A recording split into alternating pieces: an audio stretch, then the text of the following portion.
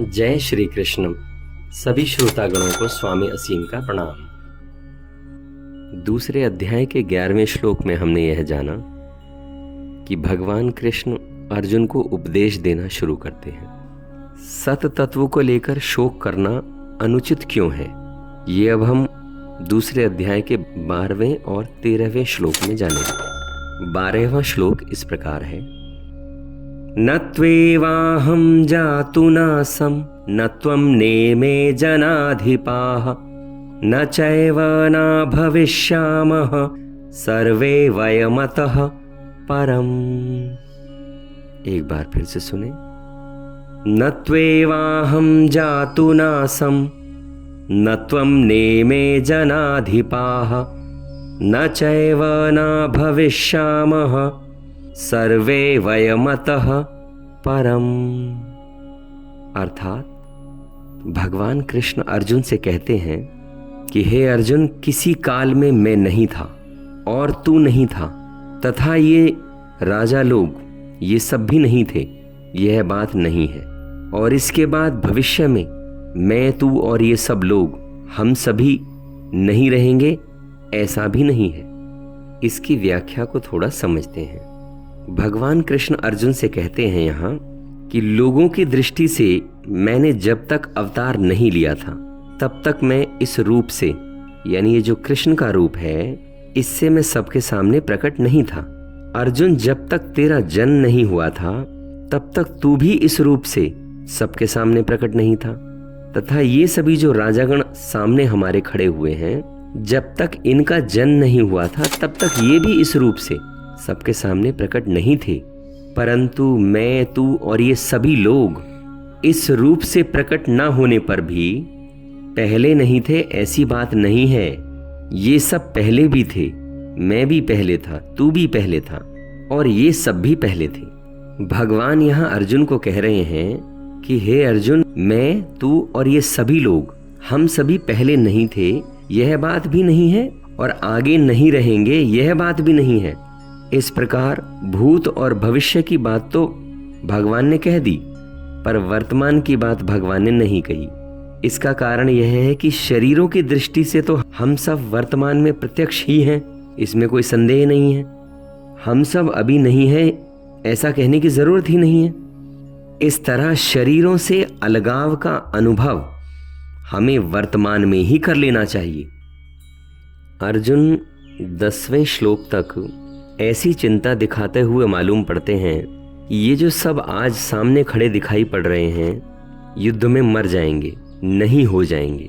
तो भगवान कृष्ण अर्जुन से यहाँ कहते हैं, जो है वह सदा से था, जो नहीं है वह सदा ही नहीं है। इस बात को हमें थोड़ा समझ लेना चाहिए। धर्म तो सदा ऐसी बात कहता रहा है, लेकिन अब विज्ञान ने भी ऐसी बात कहनी शुरू कर दी है। वास्तव में धर्म शिखर की बातें करता है जिन पर सबकी पहुंच नहीं होती। विज्ञान आधार की बातें करता है जहां हम सब खड़े हैं, और जहां हम सब खड़े हैं वो हमारी पकड़ में आता है। तो विज्ञान ने अपनी खोजों से यह बताया है कि अस्तित्व को अनस्तित्व में नहीं ले जाया जा सकता। जो है उसे विनष्ट करने का भी कोई उपाय नहीं है, और जो नहीं है उसका सृजन करने का भी कोई उपाय नहीं है। रेत के एक छोटे से कण को भी हमारे विज्ञान की सारी जानकारी और सारे जगत की प्रयोगशालाएं और सारे जगत के वैज्ञानिक मिलकर भी विनष्ट करना चाहें तो नहीं कर सकते। रूपांतरित भर कर सकते हैं, नए रूप दे सकते हैं, ट्रांसफॉर्म जरूर कर सकते हैं, लेकिन उसका जन नहीं, उसको सृजन नहीं कर सकते, उसका क्रिएशन नहीं कर सकते। जिसे हम विनाश कहते हैं वह भी अस्तित्व का विनाश नहीं है, सिर्फ रूप का, आकृति का विनाश होता है। आकृतियां बदली जा सकती हैं, लेकिन जो आकृति में छिपा है वह अपरिवर्तित है। अर्जुन जब यहाँ कह रहे हैं कि ये सब मर जाएंगे, तब वो फॉर्म की, रूप की, आकृति की बात कह रहे हैं। वो कह रहे हैं ये सब मिट जाएंगे। अर्जुन को आकृति से ज्यादा और कुछ भी नहीं पता है। जब कृष्ण कहते हैं कि नहीं, जिन्हें तू आज देख रहा है अर्जुन, वे पहले नहीं थे, ऐसा नहीं है। वो पहले भी थे, मैं भी पहले था, तू भी पहले था। और ऐसा भी नहीं है कि जो आज हम हैं कल नहीं होंगे, कल भी हम होंगे। सदा सदा अनादि से अनंत तक हमारा होना है। यहाँ कृष्ण और अर्जुन दो अलग चीजों की बात कर रहे हैं, ये समझ लेना जरूरी है। अर्जुन रूप की बात कर रहे हैं, कृष्ण अरूप की बात कर रहे हैं। अर्जुन उसकी बात कर रहे हैं जो दिखाई पड़ता है, कृष्ण उसकी बात कर रहे हैं जो दिखाई नहीं पड़ता। अर्जुन उसकी बात कर रहे हैं जो आंखों और हाथों की पकड़ में आता है, कृष्ण उसकी बात कर रहे हैं जो हाथ, आंख और कान की पकड़ के पीछे छूट जाता है। अर्जुन वैसा सोच रहे हैं जैसा हम सोचते हैं, कृष्ण वैसा कह रहे हैं जैसा हम कभी जान सकें तो ये हमारा सौभाग्य होगा। ये आकृतियों का जो जगत, ये रूप का जो जगत है, अर्जुन उस रूप के जगत के प्रति चिंतित हैं बहुत। हम भी चिंतित हैं बहुत। जो मर ही रहा है प्रतिपल, उसके लिए अर्जुन कह रहे हैं ये मर जाएंगे।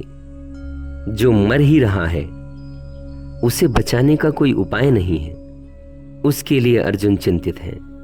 वो असंभव के लिए चिंतित हैं। जो असंभव के लिए चिंतित हैं वो चिंता से कभी मुक्त नहीं हो सकते। असंभव की चिंता ही विक्षिप्तता बन जाती है। कृष्ण अर्जुन से कह रहे हैं तू जो कह रहा है ये सब मर जाएंगे, तो मैं तुझे कहता हूं ये पहले भी थे, ये बाद में भी होंगे। तू इनके मरने की चिंता छोड़ दे। कृष्ण अर्जुन को कह रहे हैं जो मरने वाला है वो तेरे बचाने से नहीं बचेगा, और जो नहीं मरने वाला है वो तेरे मारने से भी नहीं मर सकता। इसलिए तू व्यर्थ की चिंता में पड़ रहा है, इस व्यर्थ की चिंता को छोड़ दे। यहाँ हमें यह समझ लेना चाहिए कि अर्जुन की जो चिंता है कि ये सब मर जाएंगे, इसका मतलब है कि अर्जुन अपने को भी रूप ही समझता है अभी, अन्यथा ऐसा नहीं कहेगा। हम दूसरों के संबंध में जो कहते हैं वो हमारे संबंध में ही कहा गया है। जब हम किसी को मरते देखकर सोचते हैं कि मर गया, खो गया, मिट गया, तब हमें जानना चाहिए कि हमारे भीतर भी उसका हमें पता नहीं है, जो नहीं मिटता है, नहीं मरता है, नहीं खोता है। अर्जुन जब चिंता जाहिर कर रहे हैं कि ये मर जाएंगे, तो वो अपनी मृत्यु की ही चिंता जाहिर कर रहे हैं। अर्जुन यह जानते नहीं हैं कि उनके भीतर भी कुछ है जो नहीं मरता है। जब कृष्ण कह रहे हैं कि ये नहीं मरेंगे, तब कृष्ण अपने संबंध में ही कह रहे हैं। वो उसे जानते हैं जो नहीं मरता है। हमारे बाहर का ज्ञान हमारे भीतर के ज्ञान का विस्तार है। हमारा जगत का ज्ञान हमारे स्वयं के ज्ञान का ही विस्तार है, एक्सटेंशन है। जो हम अपने संबंध में जानते हैं उसे ही फैलाकर हम समस्त के संबंध में जान लेते हैं। आत्मज्ञान ही ज्ञान है, बाकी सब ज्ञान गहरे अज्ञान पर खड़ा होता है, और अज्ञान पर खड़े ज्ञान का कोई भी भरोसा नहीं है। अर्जुन बड़े ज्ञान की बातें करते हुए मालूम पड़ते हैं, वो बड़े धर्म की बातें करते हुए मालूम पड़ते हैं, लेकिन उन्हें पता नहीं कि अरूप भी है कोई, निराकार भी है कोई, अस्तित्व के आधार में कुछ है जो अमृत है। इसका उन्हें बिल्कुल भी पता नहीं है। गीता बहुत लंबी चलेगी, क्योंकि अर्जुन बार बार रूप की बात करेंगे, रूप की बात उठाएंगे, आकृति की बात उठाएंगे, लेकिन कृष्ण बार बार अरूप की बात करेंगे, उसकी बात करेंगे जो दिखाई नहीं पड़ेगा। वास्तव में अर्जुन की सारी पीड़ा आत्म अज्ञान की पीड़ा है। अर्जुन जहां से देख रहे हैं वहां से वो कहते हैं क्या पता जन्म के पहले थे या नहीं थे, मुझे पता नहीं। बस उनकी यात्रा जन्म तक जाती है। जहां से कृष्ण देख रहे हैं वो ऊंचाई से देखना है, फ्रॉम द पीक। जहां से वो कह रहे हैं कि नहीं, कल भी थे, परसों भी थे, ये पहले भी थे, अभी भी हैं, कल भी होंगे, आगे भी होंगे। असल में कृष्ण जहां से देख रहे हैं वहां एवर प्रेजेंट है, वहां सब वर्तमान है। कृष्ण के लिए सब शाश्वत वर्तमान है, द इटर्नल नाउ, अब ही है सब। वो जिस जगह खड़े होकर देख रहे हैं वो कहते हैं कि नहीं अर्जुन, पहले भी सब थे, बाद में भी सब होंगे, मैं भी था, तुम भी थे। अर्जुन अगर ये समझेंगे कि अर्जुन नाम का व्यक्ति ये पहले भी था, कृष्ण ये नहीं कह रहे हैं। अर्जुन नाम का व्यक्ति तो सिर्फ एक वस्त्र है। उस वस्त्र के पीछे जो छिपा है चेतना निराकार, वह थी। अर्जुन नाम का व्यक्ति आगे भी नहीं होगा, वह तो वस्त्र है, वह तो मौत के साथ खो जाएगा। हाँ, जिस पर टंगा है वस्त्र वो आगे भी होगा। तो कृष्ण कह रहे हैं अर्जुन से, जो प्रकट हुआ है वो तू नहीं है, जो अप्रकट रह गया है वही तू है, और जो अप्रकट है वो बहुत बड़ा है, और जो प्रकट हुआ है वो एक छोर भर है। अर्जुन, इस श्लोक में इतना ही, फिर मिलते हैं अगले श्लोक में। मैं स्वामी असीम आप सभी को प्रणाम करता हूं, मेरा प्रणाम स्वीकार करें। धन्यवाद।